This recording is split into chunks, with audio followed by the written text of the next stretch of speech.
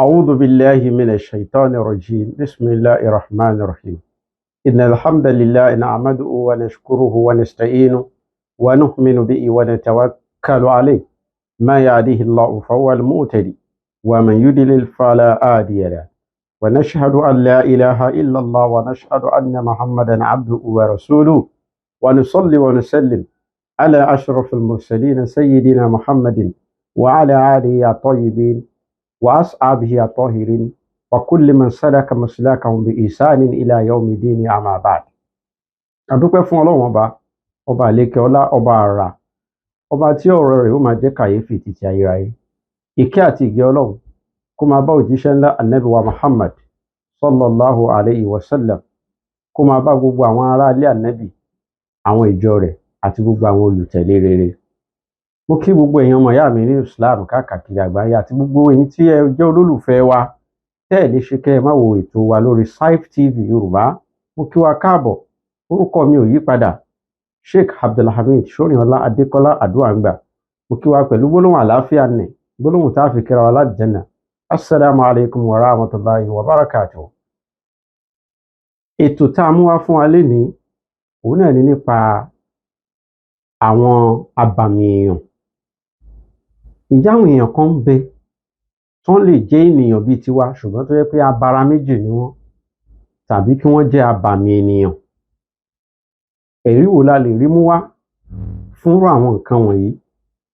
Kí la lè fi proof nínú Islamic context láti fi jẹ́rìí pé lótìtọ́ àti lódodo àwọn abàmì ènìyàn wọ́n wà, wọ́n exist? Kí la lè fi proof ẹ̀? Ẹ máa bá mi ká lọ. Ẹ jẹ́ kí n gbé látòrí ọmọ kan ní orílẹ̀-èdè Russia. Abúlé kan wà ní Russia tí wọ́n ń porúkọ abúlé náà ní Volgograd. Wọ́n bí ọmọ kan ní abúlé yẹn ní 1996 January 11. Wọ́n pe orúkọ ọmọ náà ní Boriska. Ọmọkùnrin ni. Ìyàlẹ́nu àkọ́kọ́ tí màmá ọmọ náà, tí orúkọ màmá ọmọ náà ń jẹ́ Nedija. Ìyàlẹ́nu àkọ́kọ́ tí màmá yìí kọ́kọ́ ṣàkíyèsí ni pé níjọ́ tó ti bí ọmọ yìí, ó rí pé àwọn kankan mú fura dání lọ́rọ̀ ọmọ yìí, tá a fi lè mọ̀ pé ọmọ yìí ò fẹ́ jọ gbogbo àwọn ènìyàn tó kù. Kì í ṣe pé láwòrán, ṣùgbọ́n ó ń rí àwọn àpẹẹrẹ kan. Ìgbà tí ọmọ yìí tó pé ọmọ oṣù mẹ́rin, ó bẹ̀rẹ̀ sí ní sọ̀rọ̀ tí àwọn ènìyàn ń gbọ́rọ̀ rẹ̀ yéké. 4 months old ni Boriska ti bẹ̀rẹ̀ sí ní sọ̀rọ̀. Ìgbà tó máa pé ọmọ ọdún kan, ní tí wọ́n bá kọ kalẹ̀ ọmọ ìyá kà láì tí ìbẹ̀rẹ̀ léèwé. Ohun tí wọ́n bá kọ kalẹ̀ á kà ọmọ ọdún kan, kò sì tí ìbẹ̀rẹ̀ léèwé. Gbogbo alámọ̀kọ́ ọmọ ọdún kan ò tí lè bẹ̀rẹ̀ léèwé. Nígbà tí ọmọ yìí pé ọmọ ọdún méje, ìṣẹ̀lẹ̀ kan ṣẹlẹ̀. Àwọn òbí rẹ̀ mú lẹ́yìn, wọ́n lọ sí picnic kan, ìyẹn ni pé bí àwùjọ táwọn èrò pọ̀ sí. Ọmọ yìí wá lọ jókòó sáàárín àwọn àgbàlagbà tí wọn kì í ṣe ẹgbẹ́ rẹ̀. Ó wá ń sọ àwọn ọ̀rọ̀ kan bẹ̀. Àwọn èèyàn bẹ̀rẹ̀ sí ní ṣe kí ló àwọn ọ̀rọ̀ náà? Ó ń sọ pé àgbáyé kan lòun gbé tẹ́lẹ̀tẹ́lẹ̀. Ó ní wọ́n ń pe àgbáyé náà ní Mars.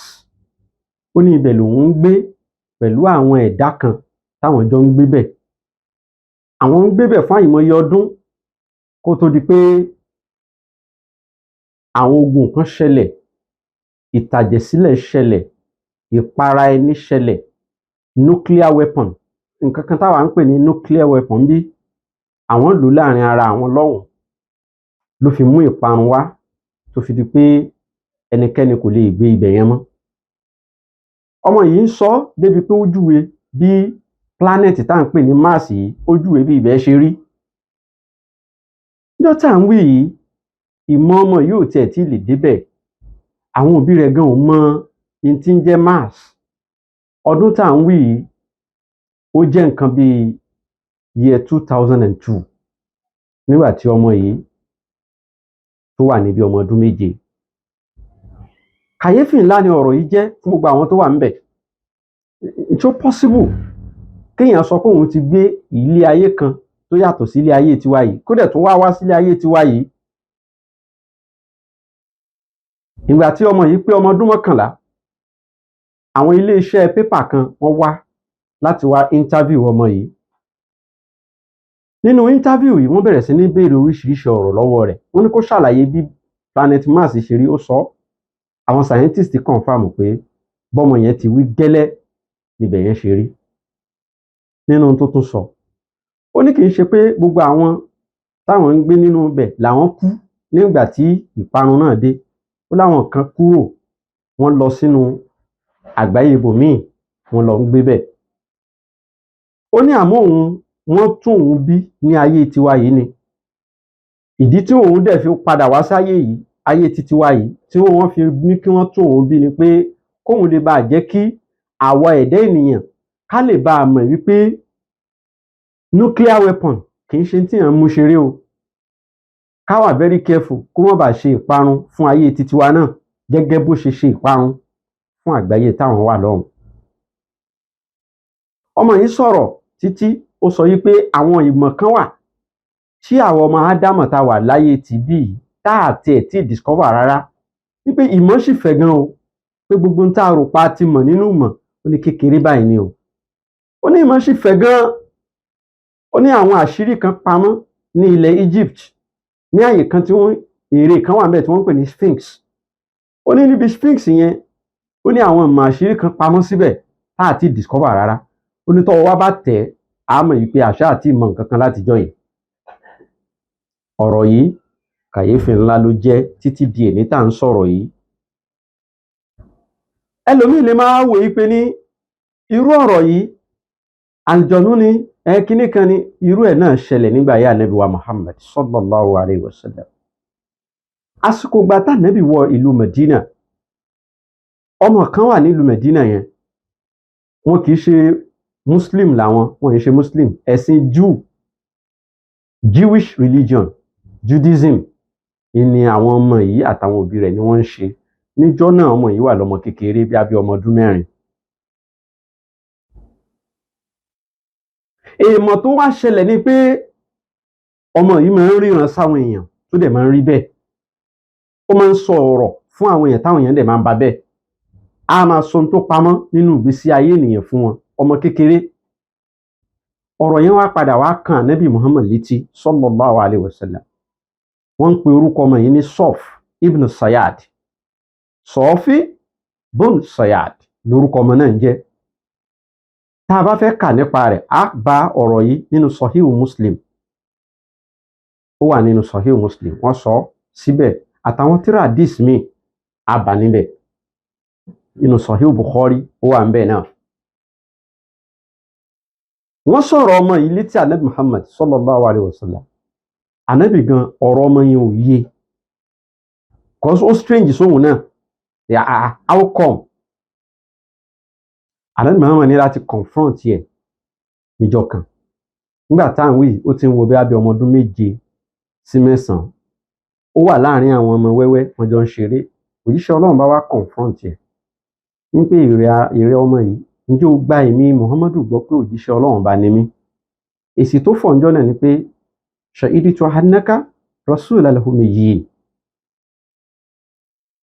Shahiditu annaka rasulal ummiyin. Ó ní mo jẹ́rìí, mo gbà wípé ànábì tí wọ́n rán sí àwọn ìran tí kò mọ̀ kọ, tí kò mọ̀ kà ń ló jẹ́.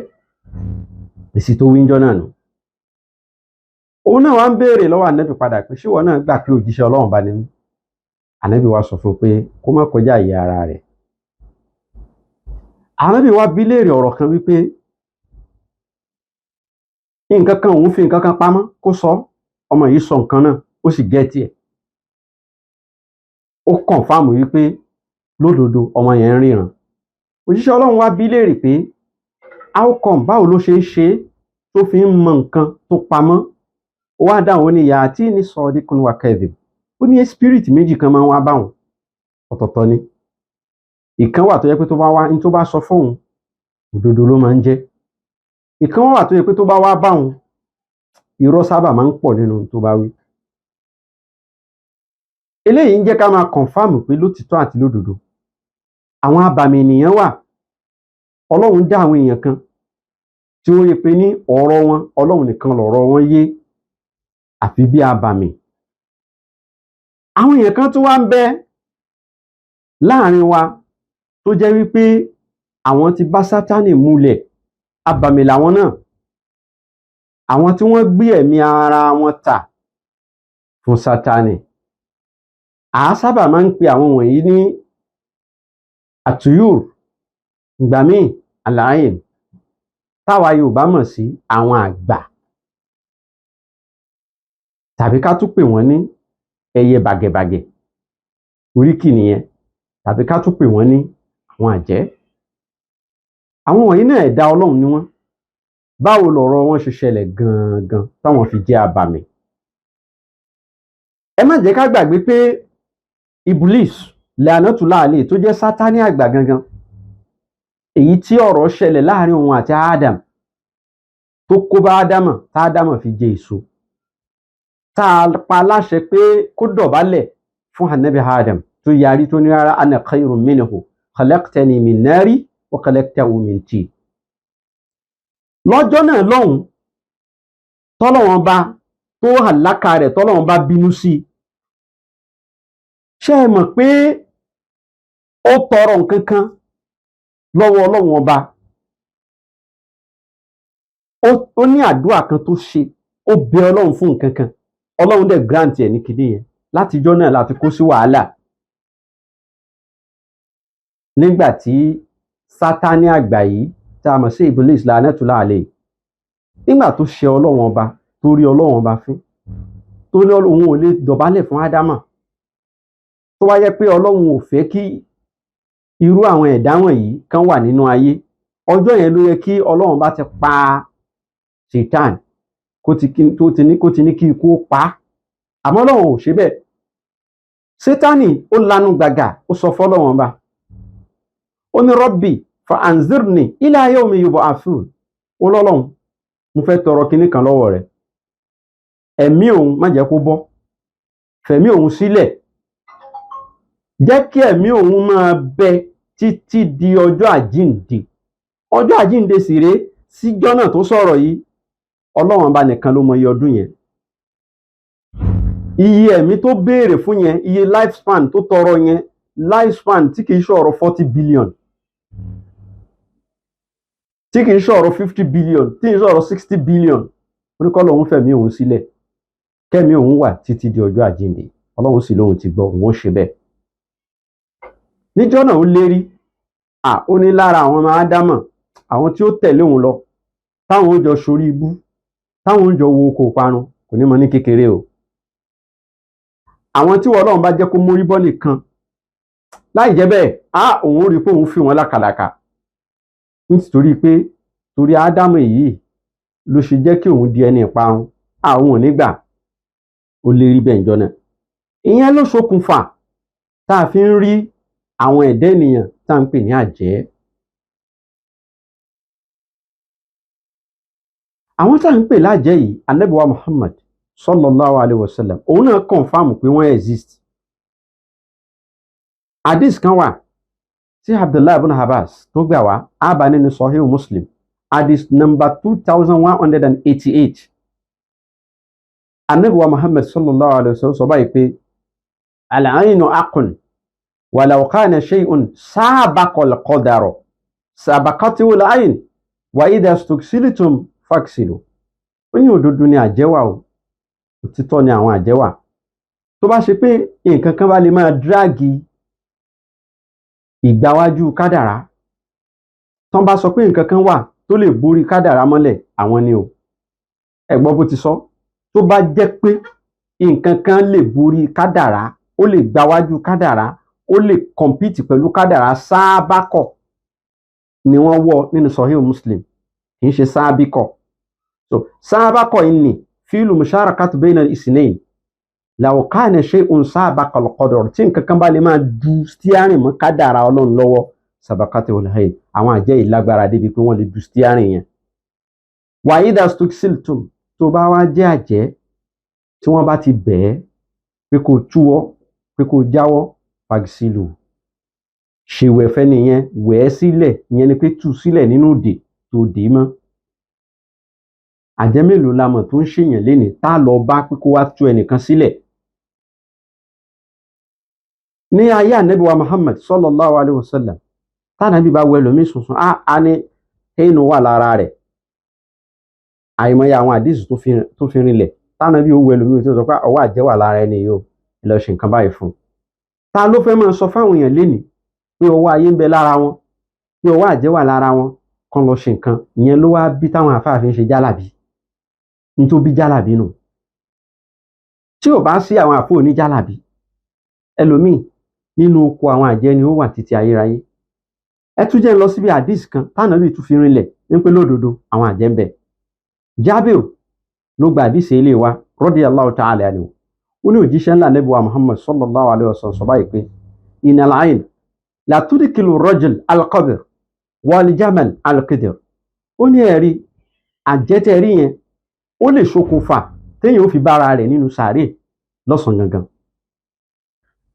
Ẹ gbọ́ Ànábì ló sọ̀rọ̀ yìí o nínú àdìsí Abu Nahim ló gbà wá nínú Hiliya tíra ni wọ́n ń pè bẹ́ẹ̀ volume 7.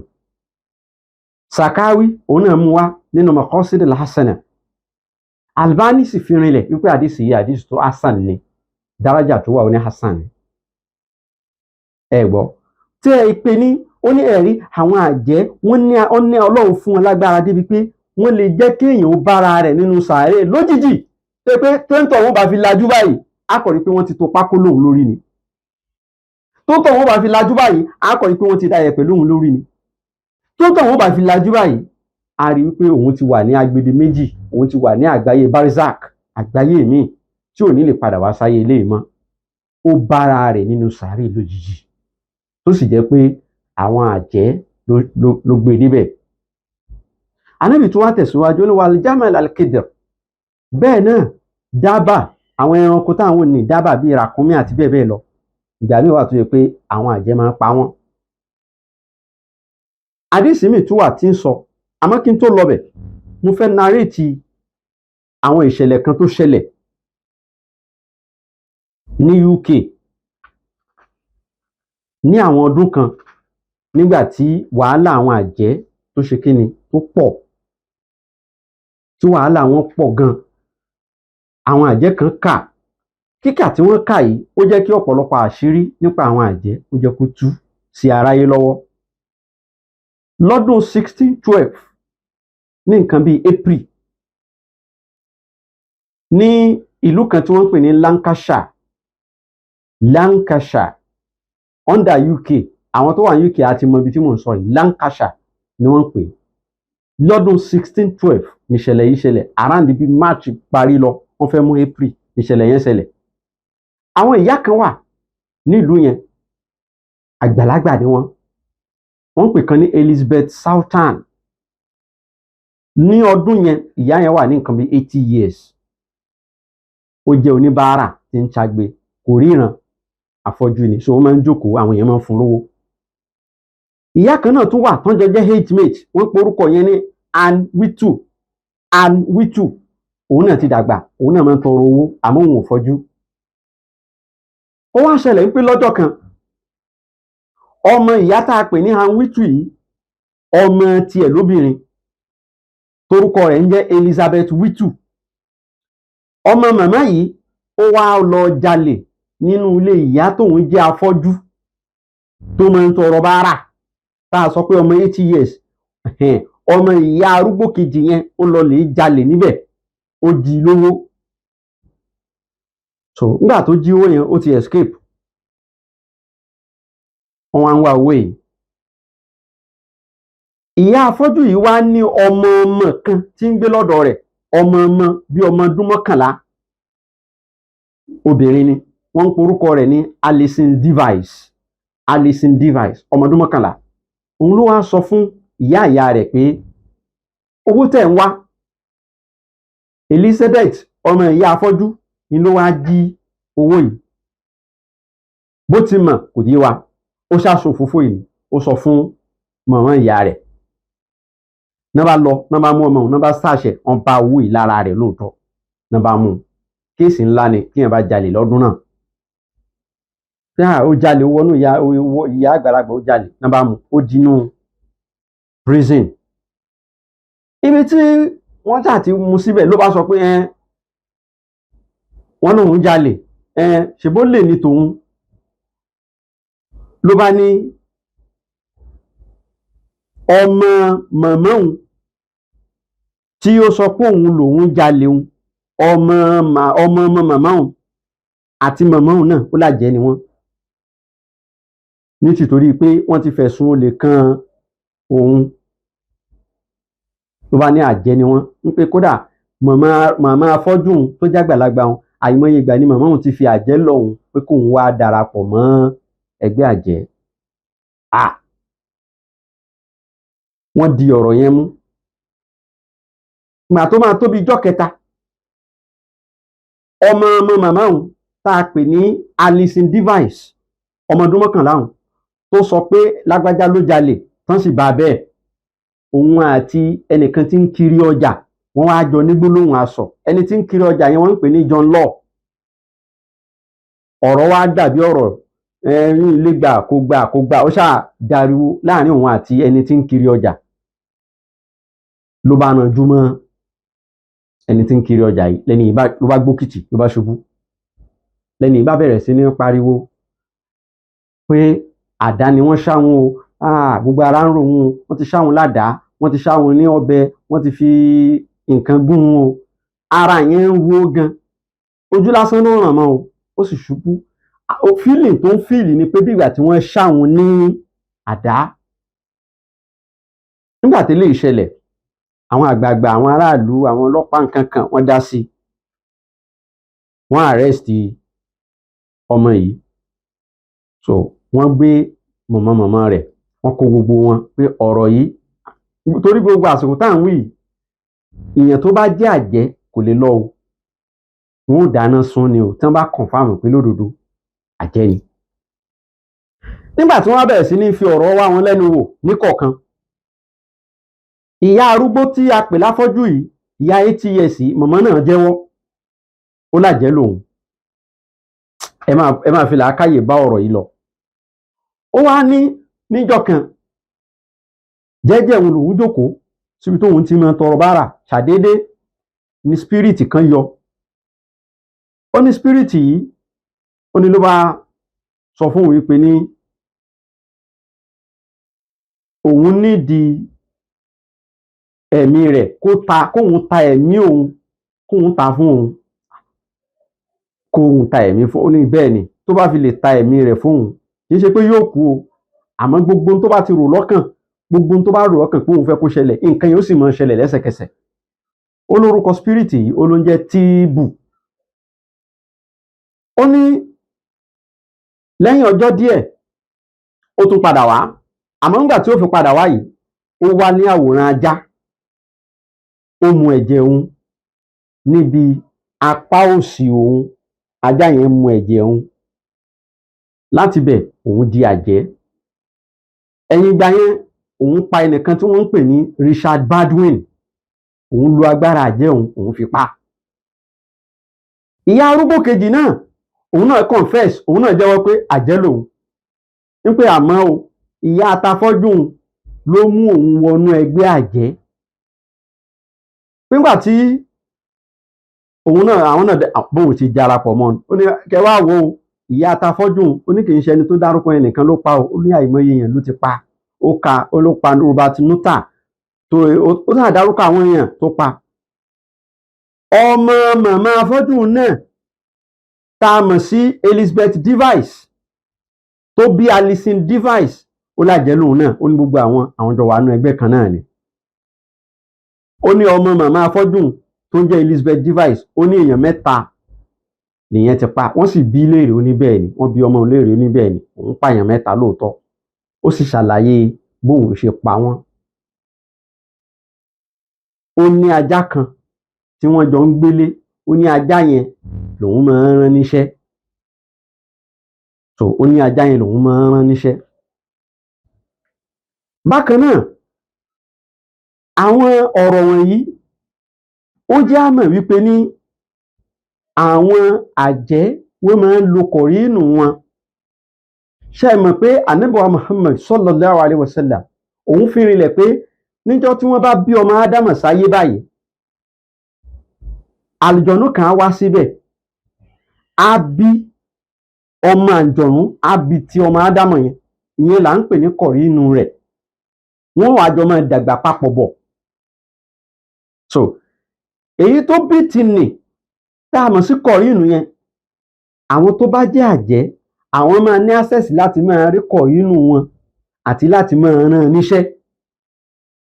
Kọ̀rínù wọn yẹn ni wọ́n máa ń gbé wọlé sára ẹranko, ó lè wọlé sára mùsù, wọ́n máa rán níṣẹ́, ó lè wọlé sára ajá, ó lè wọlé sára bọ́ọ̀lù kíní táwọn ọmọdé máa ń fi ṣeré. Kọ̀rínù yẹn ó lè wọlé sára ẹ̀ torí pé ó nídìí bọ́dì kó tó lè ṣe é ránṣẹ́, ó nídìí kó ní bọ́dì. So kọ̀rínù wọn ó lè wọlé sára ẹyẹ, gbà pé àǹjọ̀nú lòun kì í ṣe ọmọ Ádámọ̀. So àwọn àjẹ́ máa ń lo kọ̀rínù wọn. Lédè èbó ni wọ́n pè ní familiar. In the context of witchcraft, familiar ni wọ́n ń pè kọ̀rínù. So familiar wọn yẹn wọ́n á máa rán níṣẹ́. Kódà nígbà míì kọ̀rínù wọn a máa bá wọn sùn, a máa jọ ní ìbálòpọ̀. So nínú àwọn confession wọ̀nyí a rí ẹ̀rí wípé àwọn àjẹ́ wọ́n máa ń lo kọ̀rínù wọn. Yàtọ̀ sí àǹjọ̀nú míì tí ó tún máa wá tí ó máa yọ sí wọn, kọ̀rínù wọn gangan òun wà standby. Wọ́n á tún wá ní access sí àǹjọ̀nú míì tí wọ́n máa lò láti rán níṣẹ́. So àwọn àjẹ́ wọ̀nyí wọ́n sọ oríṣiríṣi ọ̀rọ̀ nínú ibi tí wọ́n ti ń kà yìí kó tó di pé wọ́n ní kí wọ́n lọ lè pa gbogbo wọn. A tún máa tẹ̀síwájú láti máa sọ fún wa nípa ọ̀rọ̀ àwọn àjẹ́ àti abàmì ènìyàn nínú àwọn fídíò ìmíràn. Ẹ máa bá wa kálọ.